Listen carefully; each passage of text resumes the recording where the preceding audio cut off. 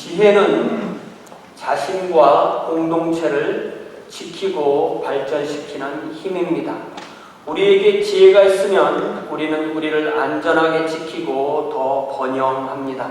지혜는 자신과 타인의 과거 경험을 통하여 배우는 힘입니다. 지혜는 현재의 자원을 계산해서 미래를 대비하는 힘입니다. 지혜는 평시에 만일을 대비하는 힘입니다. 개인이나 가정이나 교회나 사업체나 지역이나 국가 등 모든 단위 공동체는 절대적으로 지혜가 갖추어져 있어야 합니다. 그런데 참 재밌는 것은 지혜와 미련함은 역설적인 면이 있습니다. 그래서 어떤 사람이 난 참 너무 지혜로워 그러면 그 미련한 사람이에요. 그런데 어떤 사람이 자기를 늘 나는 부족해, 나는 미련해 라고 생각하고 말하고 행동한다면 그 사람은 더욱더 지혜로워질 수 있습니다. 소크라테스가 너 자신을 알라 라고 했을 때 그 뜻은 너 자신이 진리를 알지 못하고 있음을 알라라는 사실입니다. 우리가 그럼에도 우리의 주어진 것, 우리의 현실을 감사하는 만족, 그리고 발전을 위한 불만족, 이 둘 사이의 균형을 잡지 못한다면 우리는 우울증에 빠진 소크라테스가 되든지 아니면 그저 매사에 모든 것 아무리도 좋다고 하는 그런 만족한 돼지가 되고 말 것입니다. 오늘 제가 주보에 잠언 14장 1절을 인용해 드렸는데요. 이 14장 1절에서 지혜로운 여인과 미련한 여인을 대조하여서 솔로몬이 제시합니다. 누가 지혜로운 여인이고 누가 미련한 여인입니까? 자기 집을 세우는 이가 지혜로운 여인이고 자기 집을 허무는 이가 미련한 여인입니다. 고대 세계인 솔로몬의 시대 이스라엘에서 한 가정 공동체를 세우고 허무는 주체로서 가장인 남편이 아니라 여인을 제시하는 것이 매우 흥미롭습니다. 아무리 남편이 잘한다고 해도 아내에 의해서 그 집안이 망할 수 있다는 말씀이죠. 남편도 잘하고 아내도 잘해야 그 가정이 흥할 수 있다는 말씀입니다. 제가 어릴 때 이렇게 어른들이 하는 얘기 들어보니까, 동네 사람들이 하는 얘기 들어보니까 바깥어른 안어른 이런 말 하더라고요. 그런 걸 들어봤어요. 바깥어른이 남편을 말하는 말이고 안어른, 바깥주인 안주인, 바깥어른 안어른 이렇게 해서 남편 말에는 그렇게 높여 부르는 것을 들었습니다. 남편과 아내에 대한 차별이 심했던 시대였어도 바깥어른은 바깥어른의 일, 안어른은 안어른의 일이 있다는 것을 분명하게 표현하는 말이죠. 물론 부부가 마음이 맞아서 함께 가정을 세우는 것이 가장 이상적입니다. 그러나 둘 중에 하나가 잘하지 못할 때 나머지 하나라도 잘한다면 그 가정은 그래도 그나마 어느 정도라도 설 수 있습니다.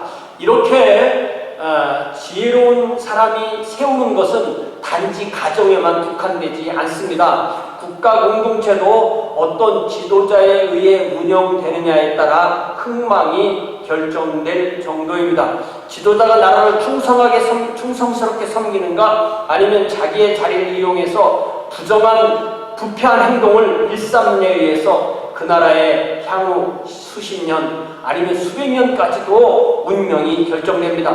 충성스럽게 섬기는 지도자는 지혜 있는 사람을 중용하고 자기의 어리석음을 극복할 자세를 가집니다. 그러나 사람들을 위해 군림하려는 지도자는 자기 듣기 좋은 말만 하는 사람을 곁에 두고 자기가 하고 싶은 것만 하게 됩니다. 자, 그러면 솔로몬은 지혜롭고 충성된 왕이었습니까?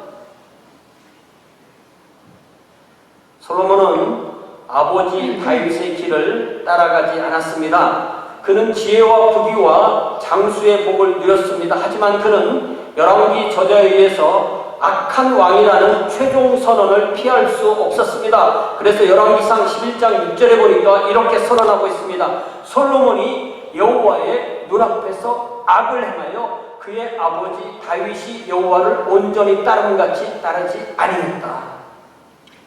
솔로몬이 외국 등으로부터 맞이한 1000명의 아내는 예루살렘과 이스라엘을 온 세상에 살아있는 종교 박물관처럼 만들었습니다. 솔로몬이 가서 거기서 예배를 했다는 거 아닙니까? 솔로몬이 진행한 또 각종 건물 공사, 요새 공사는 온 백성에게 견딜 수 없는 고역이 되었습니다. 결국 솔로몬 사후 나라는 북쪽 이스라엘 10지파, 남쪽 유다 2지파로 분열되고 말았습니다. 오늘 우리가 읽은 이 전도서 본문에서 솔로몬은 한 지역 공동체를 살린 가난하지만 지혜로운 사람을 말합니다. 우리는 그동안 이 전도서를 솔로몬의 고백록으로 이해하면서 읽었습니다. 오늘 본문도 그래서 솔로몬이 자기 자신에 대해서 말하고 있는 것을 우리가 듣게 됩니다. 오늘 그래서 저는 설교의 제목을 가난한 자의 지혜라는 제목으로 함께 말씀을 나누기를 원합니다. 13절에 보니까 지혜에 대해서 자기가 또 주목했다는 말이 있죠. 솔로몬의 이 잠언과 전도서는 지혜의 책입니다. 그래서 잠언은요 그냥 아무데나 열어서 펴서 조금만 읽어보면 지혜를 얻는 말씀이 있어요. 그래서 이 전도서에서도 오늘 본문에서도 다시 솔로몬은 해 아래에서 참으로 위대한 것은 지혜다라고 말합니다. 그리고 한 일화를 예로 드는 거죠. 그 이야기가 무엇입니까? 14절에 보니까 어떤 성읍이 있어요. 작고 인구가 적지만 든든한 성벽을 갖춘 난공불락의 요새입니다. 고대 세계의 공동체는 성벽이 있느냐 없느냐에 의해서 안정성이 좌우되었습니다. 물론 주민의 지도층은 성 안에 살고 또 대다수의 국민, 농사를 짓거나 목축을 하는 백성은 성 밖에 살았어요. 이러한 상황은 근대에 이르기까지 같았습니다. 그래서 우리가 중고등학교 때 배웠듯이 유산자를 의미하는 프랑스어 부르주아지는 원래 성 안에 사는 사람들이라는 말입니다. 이게 부르즈라는 말이 성이라는 말인데 성 안에 사는 사람들은 성으로부터 보호를 받아서 안전하고 윤택한 삶을 보장받았다는 뜻에서 그 사람들은 재산이 많다 그래서 부르주아지 이렇게 프랑스 말로 그렇게 했고요. 무산자를 의미하는 독일어 플로레타리아는 자기 자신과 군대에 보낼 만한 아들 외에는 아무런 재산이 없다. 이 로마 말로 아들이란 말이 플로레스라고 하는데 그래서 나하고 아들밖에 없어요. 나는 아무 재산이 없어요. 라고 해서 그 사람들을 플로레타리아 독일 말로 이렇게 만든 말입니다. 그래서 전쟁이 딱 나면은 아무것도 없는 사람들이 자기의 가산을 가지고 가족과 함께 성 안으로 들어와서 성을 지키는 농성전을 벌이게 되는 것입니다. 솔로몬은 그 난공불락의 성읍에 큰 왕이 와서 그것을 에워싸고 큰 흉벽을 쌓고 치려고 했다고 말합니다. 흉벽이라는 것은요, 성의 벽이 있으면 그 성벽만큼 높이만큼 흙으로 쌓아온 흙무더기를 말합니다. 이 흉벽에 공격하는 군사가 올라가서 같은 높이에서 활을 쓰고 돌을 쓰고 거기에서 공격을 해서 성을 무너뜨리고 성을 점령하는 것을 흉벽이라고 그래. 그러니까 이 작은 성읍은 이제 절체절명의 위기에 빠진 것입니다. 항복하지 않고 농성했기 때문에 성이 무너지면 주민 모두가 몰살당하거나 노예가 될 운명이었습니다. 어떻게 되었습니까? 15절에 보니까 그런데 그 성읍에는 한 가난하지만 지혜로운 사람이 있었어요. 그가 지혜를 베풀었고 그 성읍 지도자들이 그 지혜를 받아들였습니다. 그리하여 그 지혜로 말미암아 그 성읍은 주민의 생명 그리고 재산, 권리를 지켰습니다. 그 지혜로운 사람의 권한, 지혜로운 내용이 무엇일까요? 항복하자고 하는 것이었을까요? 왕과 맞선 싸움에서 이기는 무슨 계략이었을까요? 잘 모릅니다. 하지만 그 지혜로 인해서 그 성읍은 건짐을 받았습니다. 우리가 이 솔로몬의 시대까지 구약성경을 잘 보면 이 본문을 이해할 수 있는 두 가지 역사적 사례가 있습니다. 하나는 사사시대의 일이고 하나는 솔로몬의 부왕 다윗의 시대의 일입니다. 먼저 여러분 성경 사사기 9장을 찾아보세요. 구약성경 사사기 9장. 이 성경을 안 찾으면요 저도 무슨 말이 있나 몰라요. 그래서 항상 성경을 찾아봐요. 구약성경 사사기 9장.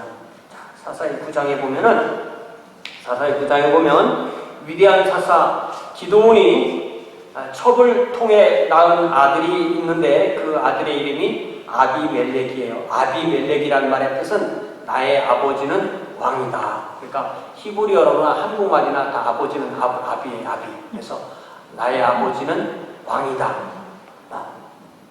기드온이 낳은 아들이 71명인데 이 70명은 이 부인에게서 낳고 나머지 이 아비멜렉이 이게 첩이고 기드온이 낳은 아들이 71명인데 그리고 거기다 또 첩을 통해서 이 아비멜렉이 낳는데 이 아비멜렉이 왕이 되려고 기드온의 71명의 아들을 불러다가 그들을 하루에 다 죽였어요. 70명을. 그런데 요담이라는 막내만 도망갔어요. 살아남았습니다. 요담이 하나 살아남고 아비멜렉이 있는 거죠. 근데 아비멜렉은 이거 왜 그렇게 했냐면 왕이 되고 싶어서 이렇게 한 거예요. 자기가 왕이 되고 스스로 자기의 형제들을 죽이고 왕이 됐습니다. 사사시대는 왕이 없는데 한 사사가 지나가면 그 다음부터 사사가 오는데 이 사람이 왕이 되고 스스로 그랬을 때 막내 요담이 도망쳐서 생명을 구하고 백성에게 우화 나무들이 왕을 뽑는 이야기를 해주죠. 자, 나무들이 누구에게 왕이 되어달라고 했죠? 처음에는 올리브나무, 감람나무, 두 번째는 무화과나무, 세 번째는 포도나무. 셋 다 저기 있습니다. 우리 교회 다 있는 나무들입니다. 뭔 나무?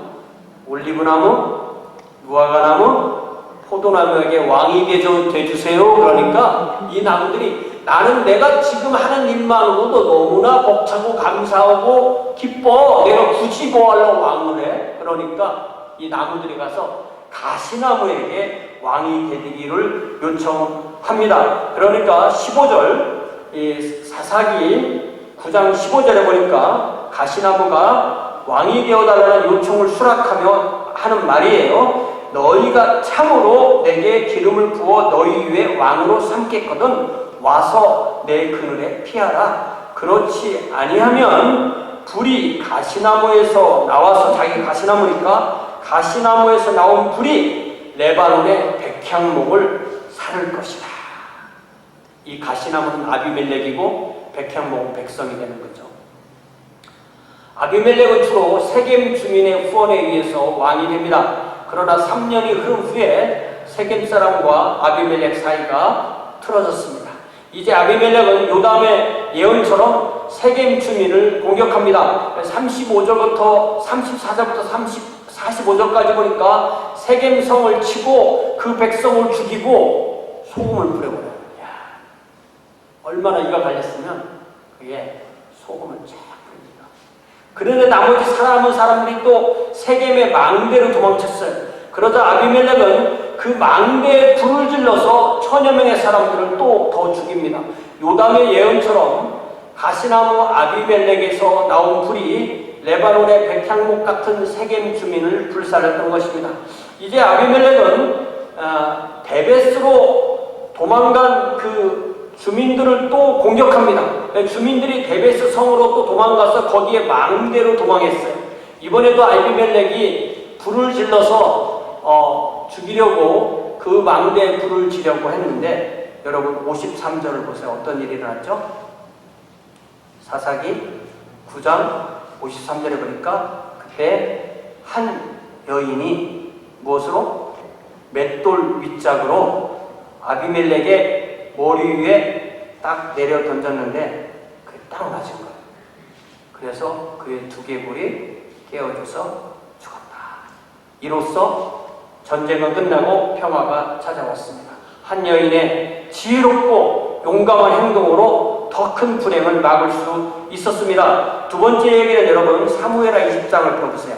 사무엘하 20장을 펴보면 아마 이때가 솔로몬이 아마 한 15살쯤 됐을 수도 있어요. 그렇게 자기가 직접 경험한 일일 수도 있습니다. 사무엘하 20장에 보면은 1절에 보니까 사무엘하 20장 1절에 보니까 이 베냐민 지파 비그리의 아들 세바 아마 반역을 일으켰으니까 다윗에게 중용되었던 군인 중에 한 명이었을 거예요. 반역을 일으켰습니다. 그래서 나라는 순식간에 세바를 따르는 북쪽의 11개 지파와 다윗을 따르는 남쪽의 유다 한 지파로 딱 분열됩니다. 14절 보니까 세바는 멀리 북쪽에 있는 벳마아가 아벨 성읍까지 도망갑니다. 아마 이게 좀 전세가 좀 약했든지 북쪽으로 도망가서 성읍에 가서 숨었습니다. 그를 추격하는 사람이 바로 요압 장군인데요. 15절에 보니까 요압 장군이 어떻게 하냐면, 자, 요게 바로 잠언에서 말하는, 전도서에 말하는 거 굉장히 비슷해요. 사무엘하 20장 15절. 이에 그들이 벳마아가 아벨로 가서 무엇을 세우고? 세바를 에우고, 그 성읍을 향한 지역 언덕 위에 무엇을 쌓고? 토성을 쌓고 요압과 함께한 모든 백성이 성벽을 쳐서 헐고자 했다. 요압의 군대가 거기다 이 성읍을 삥 둘러가면서 이 토성을 쌓는데 시간이 얼마나 걸렸을까요? 성 안에는 물이 있었을까요? 또 음식이 충분했을까요? 성 안의 민심은 어떠했을까요? 이제 토성은 다 완성되고 성벽은 공격을 받아서 곧 무너질 순간이 다가왔습니다. 이제 어떻게 되었을까요? 16절에 보니까 그 성에도 누가 살았어요? 지혜로운 한 여인이 있었습니다. 사사시대에 맷돌 윗짝으로 아비멜렉을 죽은 이도 지혜롭고 용감했지만 이름이 알려지지 않은 여인이었습니다. 이 아벨성의 여인도 이름이 남지 않았습니다. 이 여인이 요압을 불러내서 성 위에서 요압 장군을 불러내서 대화를 시도해요. 그러면서 이 대화를 쭉 들어보니까 19절에 보니까 이 여자가 뭐라고 말하냐면 19절, 내지는 우리는 이스라엘의 화평하고 충성된 자 중에 하나이거늘 당신이 이스라엘 가운데 어머니와 같은 성을 멸하고자 하시는도다. 어찌하여 당신이 여호와의 기업을 삼키고자 하시나이까? 아마 필시 한 어머니였을 이 여인은 아벨성과 그 주민을 어머니라고 불러요. 요압 장군이여, 이 성은 당신의 어머니입니다. 이렇게 부르는 겁니다. 여호와의 기업이라고 부릅니다. 그 여인은 비록 요압이라 할지라도 어머니이며 여호와의 기업인 아벨성과 그 주민을 멸할 수 없다고 부릅니다. 절대로 그렇게 할 수 없다고 그 요압을 호소해요. 그러자 요압은 아벨성이나 그 주민이 아니라 오직 반역자 세바를 원한다고 응답했습니다. 이렇게 요압은 그녀가 세바를 넘겨주면 그 성읍은 안전할 것이라고 약속합니다. 그러자 그 여인은 뭐라고 대답하냐면 그의 머리를 성벽에서 당신에게 내던지리라. 대단하죠. 그리고 22절에 보니까 이에 여인이 그의 지혜를 가지고 모든 백성에게 나아가매 그들이 비그리의 아들 세바의 머리를 베어 요압에게 던지니라. 이에 요압이 나팔을 불매 무리가 흩어져 성읍에서 물러나 각기 장막으로 돌아가고 요압은 예루살렘으로 돌아와 왕에게 나아가니라. 이 아벨 성읍의 지도자 그 백성들이 그 지혜로운 여인의 조언을 받아들였던 것입니다. 외부에서 들어온 국가의 반역자인 세바 한 명을 죽이는 것이 자신들의 생명과 재산을 지키는 길이 된다는 것을 알았기 때문입니다. 만일 이 여인이 요압을 진정시키지 않았다면 아벨 성읍은 초토화되고 주민은 세바와 함께 학살되었을 것입니다. 그러나 이 여인의 지혜로 반역자만 죽임을 당하고 모든 것은 회복되었습니다. 요압은 약속한 대로 아벨 성읍 안으로 군대를 끌어 들어가지 않았습니다. 이 군인들이 모이면 폭도입니다. 알고 보면 군인들에게는요 이 약탈권이라는 게 있어요. 전쟁에 의해서 약탈하는 겁니다. 그런데 그렇게 하지 못하게 하고 군대가 아예 그 성읍에 들어가지도 않고 거기서 군대를 해산해서 각자 집으로 돌아가게 하고 자신은 아마 이 세바의 머리를 들고 갔겠죠. 그죠? 자신은 예루살렘으로 돌아감으로 최소한의 피해, 단 한 사람만 죽고 모든 것이 평화로 다시 회복되게 되는 것입니다. 이렇게 사사시대에 아비멜렉을 죽인 지혜롭고 용감한 여인이나 다윗시대에 자기 성읍을 구하기 위해서 반역자 세바를 죽게 한 지혜로운 여인이나 둘 다 이상하게도 이름이 알려지지 않았습니다. 그래서 솔로몬은 이 전도서 9장 15절 뒷부분에 전도서 9장 15절 뒷부분에서 그러나 그 가난한 자를 기억하는 사람이 없도다. Nobody remembered that poor man. 네. 여러분 역사가 뭐예요? 역사. 여러분 역사가 어떻게 정의하시겠어요? 역사는 한 공동체의 공통된 기억입니다. 그래서 기억하지 못하면 역사가 없는 거예요. 역사가 없으면, 역사를 공유하는 공동체가 없으면, 역사가 없으면 공동체의 정체성이 사라져버리는 거예요. 역사가 없으면 지혜도 없고, 역사가 없으면 공동체를 지키거나 발전시킬 수가 없습니다. 비록 힘이 없고 가난한 여인이나 남자라 할지라도 지혜와 충성과 용기가 있으면 공동체를 구할 수 있다는 이 얘기를 통해서 우리는 무엇보다도 공동체의 공통 기억인 역사의 중요성을 깨닫게 됩니다. 역사는 어떻게 쓰게 되냐면요, 사료를 발굴하고 이야기를 구성하고 그 쓴 역사를 다시 나누고 공동체의 공통 정체성을 만드는 것입니다. 공동체가 오늘의 위험을 대비하고 후세를 양육하고 앞날을 예비하도록 하는 것이 바로 이 공동체의 기억인 역사입니다. 그것으로부터 나오는 것이 바로 지혜입니다. 지혜는 역사의 이야기를 기억함으로 공동체를 지키고 발전시키고 앞날을 예비하게 됩니다. 이제 16절에 보니까 그래서 솔로몬은 뭐라고 정의하냐면 지혜가 힘보다 낫다. 그 지혜가 그 성 앞에 들어왔던 군인들의 힘보다 낫다는 것이죠. 왜냐하면 힘은 파괴하지만 지혜는 지키기 때문입니다. 지혜는 힘을 조절하여서 온유하게 만들어요. 여러분 온유를 뭐라고 정의하냐면요, 온유는 통제된 힘을, 통제가 가능한 힘을 온유라고 해요. 말 한 마리가 내는 힘을 마력이라고 하거든요. 그러면 보통 자동차가 몇 마력이냐면 몇백 마력이에요. 그러면 자동차 한 마리가 예를 들어 150마력이면 150마리가 낼 수 있는 힘과 같다는 거예요. 그 힘이 만약에 통제되지 않으면, 브레이크를 밟을 줄 모르면 그 힘은 무기로 변하게 되는 거죠. 온유는 통제된 힘이며 지혜는 바로 힘을 통제할 수 있는 능력, 온유를 만들어낼 수 있는 능력을 말합니다.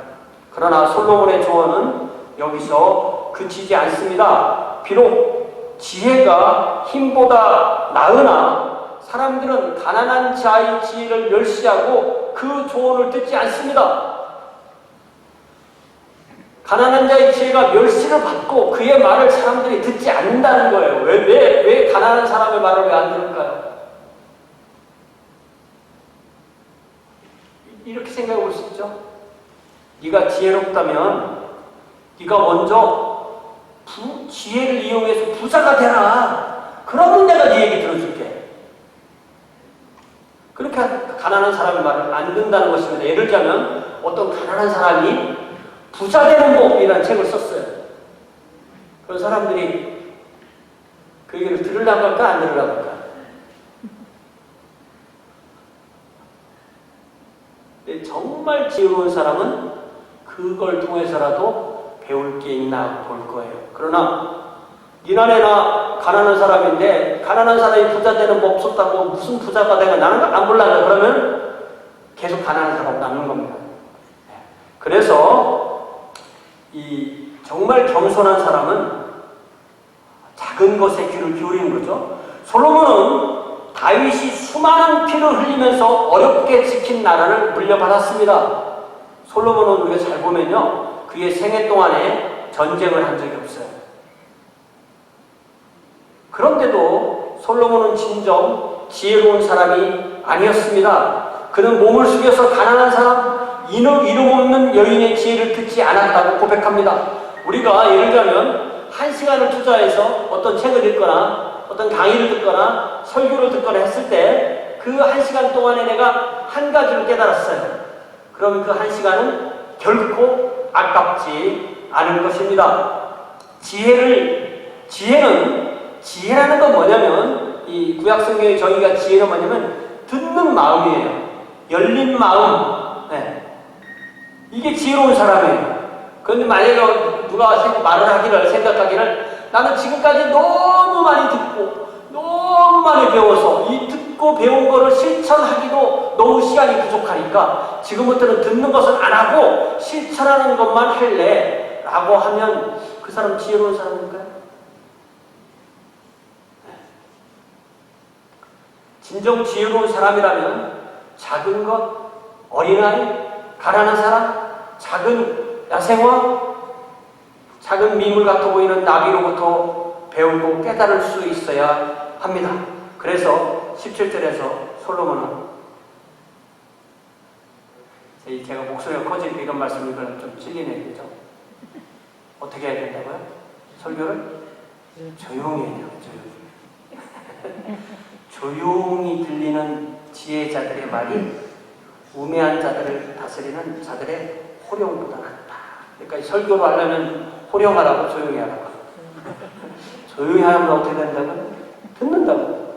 시끄럽게 하면 안 듣는다는 거예요. 짜증나서. 그러니까 말이 물이 스며들듯이 스며들도록 해야 되는데 마음치로 때리듯이 우격다짐으로 하면은 안 된다는 거죠. 그러니 우리 모두 상대방의 지성과 감성과 의지를 깨우는 부드럽고 지혜로운 말로 상대방을 설복할 수 있는 그런 지혜로운 말을 할 수 있기를 사모합시다. 또 열린 마음, 또 듣는 마음, 배우는 마음이 없으면 우리의 마음이 닫힌 거예요. 여러분, 닫혀 있다는 건요, 죽었다는 뜻이에요. 성령 하나님은 소통의 하나님이십니다. 소통의 하나님 성령님께서 우리에게 듣는 마음을 주시기 바랍니다. 배우는 마음을 주시기 바랍니다. 순종하는 마음을 주시기 바랍니다. 부드러운 마음을 주시기 바랍니다. 돌이키는 마음을 주시기 바랍니다. 죄와 무지와 미련을 깨닫는 마음을 주셔서 우리가 계속적으로 하나님의 생생한 생명 가운데 살 수 있기를 소망합시다.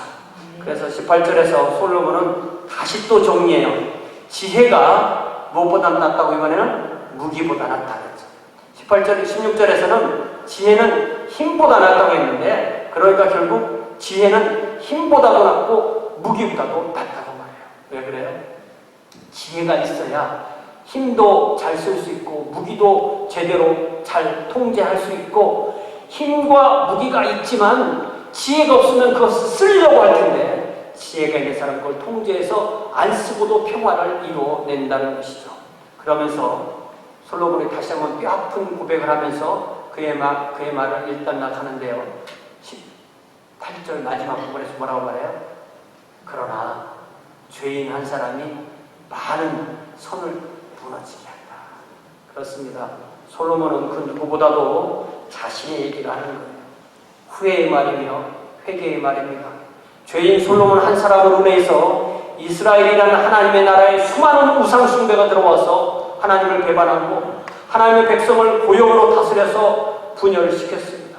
우리는 이 솔로몬의 뼈아픈 고백으로부터 무엇을 배워야 할까요? 이제 제가 주보에 마태복음 24장 말씀을 써드렸는데요. 우리 주님은 저와 여러분 각각이 충성스럽고 지혜로운 종으로 하루하루 살기를 기대하십니다. 주님 우리에게 달란트를 주셨죠. 또 성령 하나님을 주셨죠. 또 양식을 주셨죠. 또 우리가 섬길 가족과 사람들을 주십니다. 그러면서 충성스럽고 지혜로운 종은 때를 따라서 자기가 맡은 사람들에게, 집사람들에게 양식을 나누어 준다고 했어요. 그렇지 않은 종은 오히려 허랑방탕하고 시간과 물질과 자신을 낭비하고 가족과 이웃을 학대해서 주님의 기대를 저버립니다. 우리가 그렇게 산다면 주님 앞에 어떻게 서겠습니까? 우리에게 주신 지혜로, 우리에게 주신 지금 여기에서 오늘 이 한 주, 이 지금을 잘 지키고 발전시키는 것이 지혜롭고 충성된 종이 되는 것입니다. 이렇게 지혜롭고 충성된 종이 되기를 주님의 이름으로 축원합니다. 이제 반주해 주시는 동안에 이 한 주도 이렇게 우리의 무지와 연약함을 의지하지 않고 주님의 지혜와 능력을 의지하는 충성스러운 종으로 살겠다는 결단의 기도를 다 함께 주님 앞에 드리시기 바랍니다. 함께 기도하겠습니다.